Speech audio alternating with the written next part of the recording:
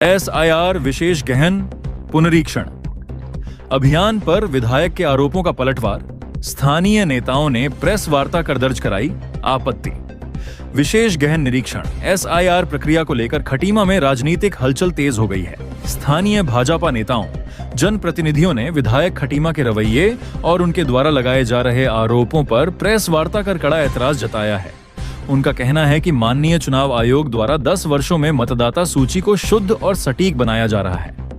उन्होंने प्रेस वार्ता कर कहा कि कांग्रेस शासनकाल के दौरान 8 बार परिसीमन हुआ था, जबकि वर्तमान प्रक्रिया में आयु, नाम और पते से जुड़ी 33,000 आपत्तियों का निस्तारण किया जा रहा है। बीजेपी नेताओं ने विधायक खटीमा पर BLA 2 को काम न करने देने का आरोप लगाते हुए कहा कि विधायक जी के BLA 2 booth level agent, booth level officer BLO को स्वतंत्र और निष्पक्ष काम नहीं करने दे रहे हैं। बीजेपी नेताओं ने फर्जी दस्तावेजों और डेमोग्राफी पर आरोप लगाते हुए कहा कि भिखारीपुर, न्यूरिया, हुसैनपुर, नवाबगंज और रामपुर से आकर मांस व्यापार, सब्जी आदि का काम करने वाले बाहरी लोगों द्वारा फर्जी दस्तावेजों के आधार पर डेमोग्राफी बदलने की कोशिशों को कतई बर्दाश्त नहीं किया जाएगा। उन्होंने विधायक को संबोधित कर कहा, खटीमा का क्षेत्र नेपाल सीमा से सटा हुआ है, जहां वर्षों से रोटी और बेटी का संबंध रहा है।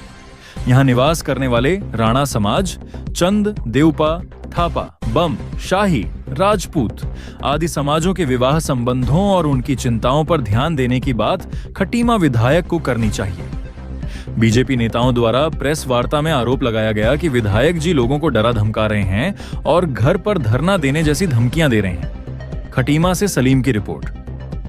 हर 10 वर्ष में SIR होती है, मतदाता सूची शुद्ध और सटीक बने, उसको लेके माननीय चुनाव आयोग एक छटनी करता है कि कौन यहाँ पर सही है, कौन गलत है। मैं माननीय विधायक जी को चेतावनी देना चाहता हूँ कि खटीमा की डेमोग्राफी किसी भी सूरत पर हम चेंज नहीं होने देंगे, नहीं होने देंगे, नहीं होने देंगे। यहाँ पर बड़ी मात्रा में भिखारीपुर, न्यूरिया, हुसैनपुर, रामपुर, नवाबगंज कोई सब्जी का व्यापार करने आया, यही खेतों में पहले सब्जी के खेत लिए और वहीं स्थायी निवासी हो गए। लकड़ी का व्यापार करने आया, कोई किसी प्रकार के फेरी लगाने आया, तो हम इस डेमोग्राफी को चेंज नहीं होने देंगे। SIR के जो मान बिंदु हैं, वो 13 बिंदु, वो उनको हर प्रत्येक व्यक्ति ने पूरे करने पड़ेंगे। तो आपको क्या लगता है कि कांग्रेस पहले भी इसको डिस्टर्ब कर रही है? कांग्रेस स्पष्ट कर रही है, 2 कार्यकर्ताओं को हमारा नाम लेकर धमका रही है। एक माननीय विधायक धमका रहा है कि मैं घरों पे जाके उनके धरना दूंगा। वो दोनों वार्ड कौन से, उनसे पूछ लेना। वो दोनों वार्ड वर्ग विशेष के वार्ड है। एक भी चिंता उसने माननीय विधायक ने अभी तक बिरिया मझौला और जितने भी जो चंद बिरादरी, शाही बिरादरी, बम बिरादरी, थापा बिरादरी, जितने ये जो बिरादरी है जिनकी बड़ी मात्रा में शादियां, बहुएं नेपाल से यहाँ आई हैं, एक बार भी उन्होंने चिंता करी हो किसी की तो बताए खुलेआम। जैसे आज उन्होंने जैसे 2 वार्ड की लेकर शिकायत करी कि ये फर्जी वार्ड है, फर्जी ये मतदाता है, तो उनको चिंता हो गई, क्योंकि जो दोनों वार्ड वर्ग विशेष के वार्ड है। इसलिए आपत्ति दर्ज कराई गई सर एक जिसके द्वारा वो बीजेपी पार्टी का ये आरोप लगाई गई। मतदाता है भारत का, खटीमा का मतदाता है, आपत्ति लगा सकता है। कांग्रेस ने आरोप लगाया है कि जो आपत्ति लगाई है मैंने कहीं वो दुर्भावनापूर्ण तरीके से लगाई जा रही है, नाम काटने से लगाई जा रही है, उस पर क्या कहना? आपत्ति लगाना माने नाम काटना नहीं है।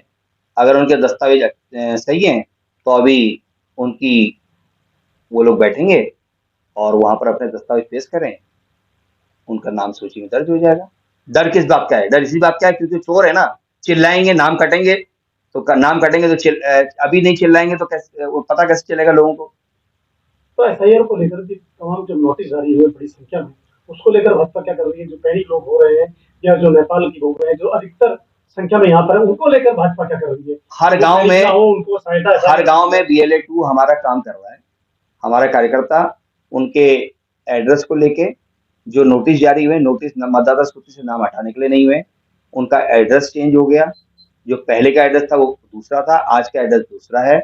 उनका नाम स्पेलिंग में मैंने बताया कि स्पेलिंग में चेंज हो गया, EE की जगह I आ गया, तो स्पेलिंग चेंज आ रही है।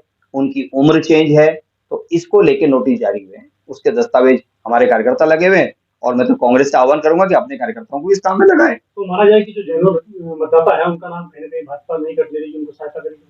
जेन्युइन नाम है, बिल्कुल नहीं कटने देगी, लेकिन डेमोग्राफी भी चेंज बिल्कुल नहीं होने देगी। दस्तावेज हैं उसके। दस्तावेज हैं तो दस्तावेजों की जो फर्जी दस्तावेज मैंने बोला ना, केन केन प्रखंड में उन्होंने जो दस्तावेज बनाए हैं, उन दस्तावेजों की जांच करवाकर उनके नाम बिल्कुल कटाएंगे जिन्होंने फर्जी दस्तावेज बनाए हैं। तो आपको कहीं ना कहीं लगता है कि 2027 के चुनाव को देखते हुए विधायक जी बौखला रहे हैं? 2027 के चुनाव को उन्होंने 5 वर्ष कुछ काम किया हो तब तो वो अपने काम दिखाएं। अभी उन्होंने पिछले दिनों नाबालिग बच्चों को लेकर जुलूस निकाला, तो उनके ही एक सम्मानित विधायक ने एक पोस्टर अपने वॉल पे लगाया कि जनजाति बच्चों पर भाजपा उत्पीड़न क्यों कर रही है। एक बार भी उन दोनों लोगों ने ये नहीं कहा कि नाबालिग कोई भी बच्चे हों उन पर मुकदमा दर्ज नहीं होना चाहिए। उन्होंने खटीमा के लोगों को भ्रमित करने का काम किया कि जनजाति बच्चे की बात बोलेंगे तो थारू समाज हमारी ओर आ जाएगा। वो भ्रमित करने का काम करते हैं, षड्यंत्र करने का काम करते हैं। कांग्रेस ने एक आरोप भी लगाया है कि जो आपत्तियां लगाई जा रही है, अगर जांच में गलत पाई जाती है तो जो आपत्ति लगा रहे हैं उनके खिलाफ उसमें एक कॉलम दिया है, सबसे नीचे कॉलम दिया, उसको लेकर क्या है? मैंने कहा ना उसके नीचे कॉलम दिया है, आप धमका रहे हैं, आप धमका रहे हैं कि मैं घर पे धरना दूंगा। आप ये नहीं कह रहे हैं कि आपने कहा आप मुकदमा कराइए ना, उसमें आप क्या कराएंगे मुकदमा? उसमें लिखा गया है कि आपकी आपत्ति, आप कौन होते हैं करने वाले? माननीय चुनाव आयोग से बड़े हो गए आप भाई। माननीय चुनाव आयोग ने लिखा है, उसमें नीचे कॉलम दिया है कि 13 बिंदुओं के बाद अगर जो आपने आपत्ति लगाई अगर वो गलत पाई गई तो आप पर मुकदमा दर्ज हो गया। आप उससे ही बड़े हो गए। अब उसके खिलाफ उनके घर पे जाके इन पे तो मुकदमा दर्ज करना चाहिए माननीय चुनाव आयोग ने। ये तो चुनाव आयोग की प्रक्रिया को बाधित करना चाहते हैं। भाई आप कैसे धरना देंगे? जो आपत्ति दे रहे तुम पूरे माहौल बना रहे विधानसभा के अंदर की कोई आपत्ति नहीं लगाए। मैं लगाऊंगा आपत्ति। आपको चैलेंज है तो मेरे घर के आगे धरना दे के दिखाना है, हिम्मत तो आके दिखाना। कभी दोनों घरों पे लोहिया रोड पे आना, चाहे नगरा के अंदर आना। कार्यकर्ता को ये भी कहना है कि हमारे विधायक ने किसी काम मैं लगाऊंगा अकेला आपत्ति, दिखाएंगे, मैं लगाऊंगा सबकी आपत्ति। आप आना धरना, मैं तो चैलेंज कर रहा हूँ, है हिम्मत तो धरना देने आ जाना।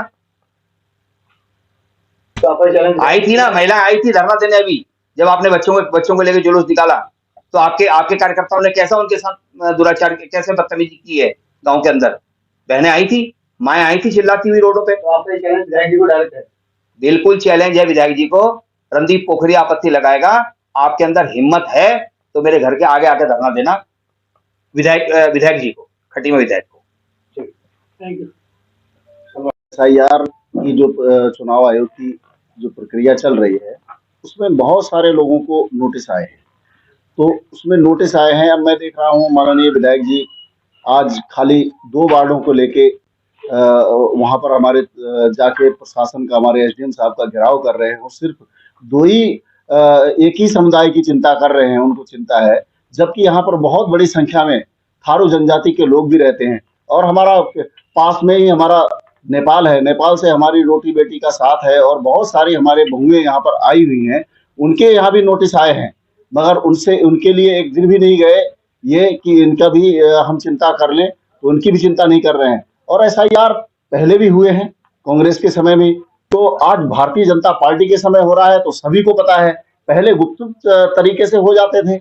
ऐसे ही देखा होगा आपने, यहाँ पर पहले परिसीमन हुआ है, यहाँ पर नानकमता को और खटीमा को किस तरह से बांटा गया है। यहाँ पर देख रहे हैं आप, हमारा चांदा बुढ़रिया से होते हुए ऊंची महुवट, कहाँ से कहाँ किस तरह से आधा क्षेत्र इस तरह से परिसीमन किया गया। कोई पता नहीं लगा परिसीमन के समय, जबकि कांग्रेस की सरकार थी उस समय किसी को नहीं पता लगा कि कैसे करके ये परिसीमन हुआ। जबकि भारतीय जनता पार्टी की सरकार में सभी को ये मौका मिल रहा है।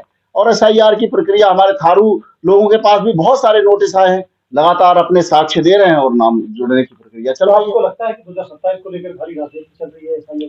बिल्कुल विधायक जी ने कोई ऐसा बड़ा कार्य नहीं किया है अपने कार्यकाल में। कोई ग्रामीण क्षेत्रों में क्या कहीं कोई इनके द्वारा कोई कार्य नहीं है, तो इसलिए वो खिलाहट है, खाली जबरदस्ती का ये इस तरह से जाके माहौल बना रहे हैं। मतलब कहीं ना कहीं लगता है विधायक जी पक्षपात कर रहे हैं।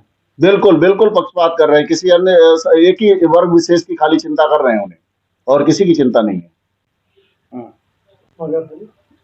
मैं ऐसी समाज से हूँ और मैं ये कहना चाहती हूँ कि देखो, हमारे गांव में भी कम से कम 1500 नोटिस आ रखे हैं, जिसमें जनजाति के भी हैं और SC के भी हैं और जनरल भी हैं, OBC भी हैं।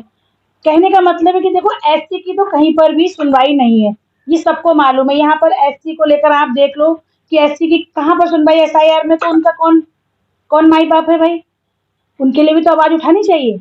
उनके लिए भी धरना प्रदर्शन करना चाहिए कि सिर्फ वोट की राजनीति एससी से होती है कि एससी के वोट ले लिए और बस उनको तितर बितर बांटने का काम कर दिया। अभी मेरी बात करें कि मैं खुद ऐसी समाज से आती हूँ, मेरी दूसरी पीढ़ी इसमें आ गई है और जब मुझे लगा कि मेरा ही नहीं कुछ हो पा रहा है तो मेरे समाज के जो लोग हैं उनका क्या होगा। इसको देखते हुए मैंने भाजपा ज्वाइन करी थी, लेकिन अब मामला है SIR का जो मामला है, तो मैं ऐसी समाज के अगर जो भी दस्तावेज, लेकिन कोई भी ये नहीं कह रहा कि नाम कट जाएंगे। आपके लिए उसमें 14 बिंदु दिए गए हैं, उसमें से मात्र चार ऐसे डॉक्यूमेंट्स हैं जो आप वहां पर लगाएंगे। अगर उसमें भी कोई कमी आती है तो उसमें भी हम जैसे लोग सब बैठे हुए हैं गांव के अंदर, हम नाम ज्यादा से ज्यादा जो कट रहे हैं हम उनको जोड़ने का काम करेंगे और ऐसी समाज को लेकर जो मन मुटाव और भटकाव ये लोग कर रहे हैं उसमें मैं पूरा सहयोग करूंगी और SIR को लेकर मैं पूरा जो नियम कानून के तहत रहकर मैं उनके नाम जोड़ने की कोशिश करूंगी। विधायक जी ने वहां पर ये कहा है ऐसी समाज को लेकर जो बहुत से नाम कटे हैं तो उनको भी मैं जोड़ने का पूरे मैं प्रयास करूंगी और गांव में जाकर हर जगह जाकर जहां पर भी समस्या आ रही है मैं अपना पूर्ण योगदान ऐसी समाज के लिए दूंगी।